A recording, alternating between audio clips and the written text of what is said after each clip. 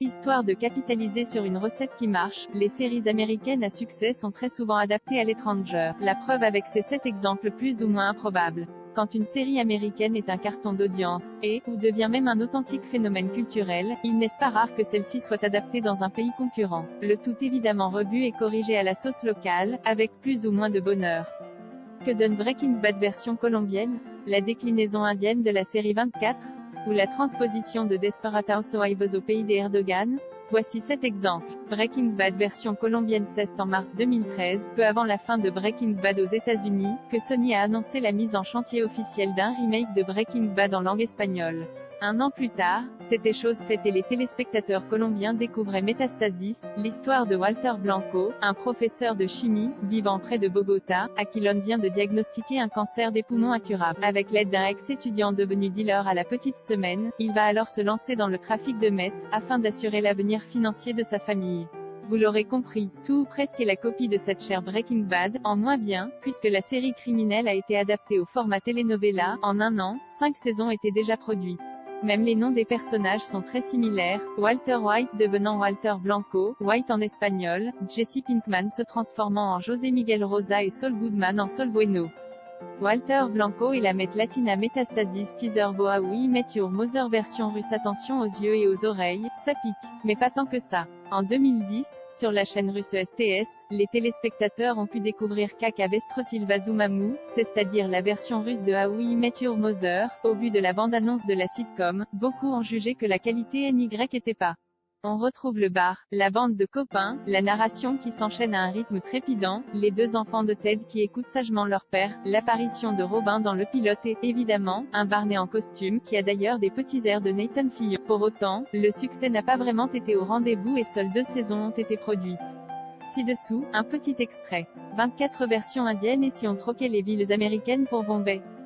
Cela donnerait la toute première version étrangère officielle de 24 heures chrono. C'est la star bollywoodienne Anil Kapoor qui s'est chargée d'acquérir les droits auprès de la Fox en 2013 et bien lui en a pris puisqu'Oyol est pour le moment le seul à les avoir décrochés. Kapoor, qui jouait le rôle du président Omar Hassan dans la saison 8 du 24 original, produit cette version et joue même le rôle principal. Ici, Jai Singh Rathore remplace Jack Bauer et, comme son camarade américain, il a 24 heures pour sauver son pays d'une imminente attaque terroriste.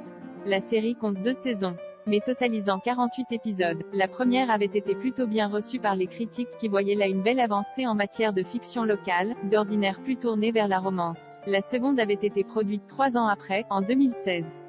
Et en images, ça donne quoi? Les Desperate Housewives turques. Si les Desperate Housewives ont arrêté leur course en 2012, elles ont eu des héritières en Turquie. Intitulée Umutsuz ve Kadınları, la série a connu un beau succès dans la région et 3 saisons ont d'ailleurs été produites, d'octobre 2011 à juin 2014, cumulant 154 épisodes.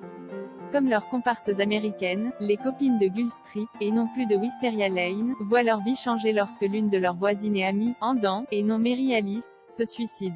À quelques exceptions près, la série Desperate Women reprend donc presque tout de sa grande sœur, intrigue et traits de caractère, en adaptant toutefois certains éléments à la sauce turque.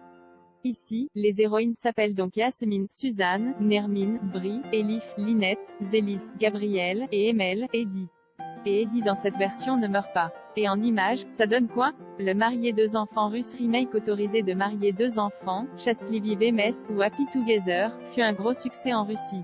De 2006 à 2013, la famille Boukine fait rire le public russe sur 6 saisons et 365 épisodes, en utilisant le même parti pris de base que sa consoeur américaine, la satire de la classe moyenne, cette fois russe, par le prisme d'une famille de personnages hauts en couleur. En lieu et place d'Al Bundy, c'est Victor Loginov qui squatte le canapé familial, regarde la télé en boucle, qui vend des chaussures sans enthousiasme et qui repousse les avances de sa femme.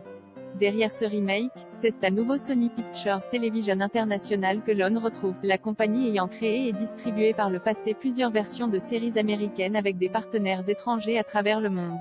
À elle international, Marié 2 enfants a d'ailleurs connu 11 versions différentes.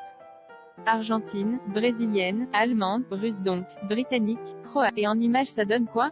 Compliqué de trouver sur YouTube une vidéo courte sur l'écrasante majorité sont des compilations d'épisodes de plusieurs heures. La Modern Family grecque. Comme toutes les plus grandes sitcoms à succès, il n'a pas fallu attendre longtemps avant de voir Modern Family devenir une entreprise globale.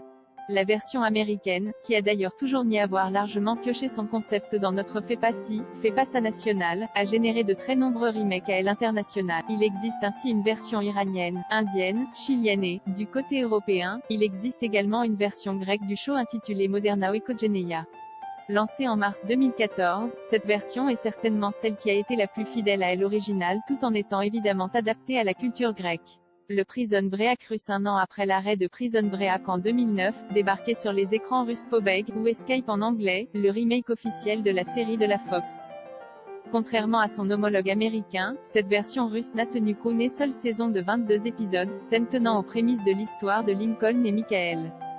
Pobeg reprenait l'histoire d'un homme qui tente d'organiser l'évasion de son frère, emprisonné injustement, et utilisait beaucoup d'intrigues et de dialogues de la série originale tout en introduisant de nouvelles intrigues et en adaptant le tout à la culture russe.